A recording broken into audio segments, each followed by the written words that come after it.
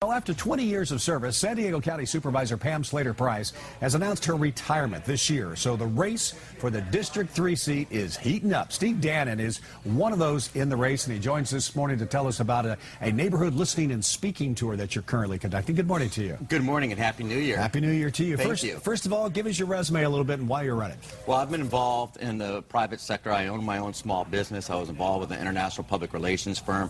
I've been involved in the public sector as well. And I've been urged by a bunch of community leaders to jump in this race because it's time for change. A lot of people are hurting out there about jobs, so we've got to focus on creating an environment to get people back to work. How would you describe Pam's performance over the past 20 years? Well, we have a difference of opinion. That's why I announced my candidacy more than a year ago. We built a lot of momentum, and as you know, she announced her retirement a few months ago. Talk about some of the areas. I know Del Mar is a central area of it, but this covers a huge area. Oh, it's a huge district, David. It's a huge district. From Encinitas, Solana Beach, Del Mar, Carmel Valley, Rancho Bernardo, Escondido, Terrasana, Mira Mesa. It's a very diverse district. Now, you're holding these neighborhood meetings. What are you've already had some. You're going to have one this weekend. We'll talk about in a moment. What are you learning from your constituents? You know what? You learn a lot by just listening. People are scared.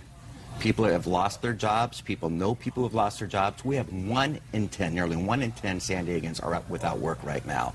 Our #1 priority is to help create a healthier environment so jobs could be created. It really has changed over the course of the last half dozen years. Jobs is #1 central focus. People are scared. Jobs and pension reform, I hear over and over and over again. People think government has gotten too big and has gotten out of control, so they want to control spending with government. I've heard people calling for an ethics commission so we can restore transparency and trust in local government. But the #1 priority right now is people are scared of losing their jobs. A lot of people are living month to month. I've heard from so many folks they're living paycheck to paycheck and they're scared to death. And San Diego is a very expensive place to live. And so there's a lot of anxiety these days. So we have a lot of work to do. What can a county supervisor do about it? Very good question. The Department of Planning and Land Use, it should not take 5 to 7 years to get a permit for a business to expand. I'll give you a great example. Jerry Sanders, our mayor, says we should be clean tech capital of the world. It's created here, but it doesn't stay here. Sapphire Energy, it's biofuel. It was created at Scripps Institute of Oceanography. They wanted to create their algae pools here. Continental Airlines ran their port engine on it. It performed better than fossil fuel. So we become less dependent on fossil fuel and we create jobs. About 250 jobs would have been created. They went to the Department of Planning and Land Use. They said it would take 5 to 7 years to get the permit. New Mexico heard about it, invited them out.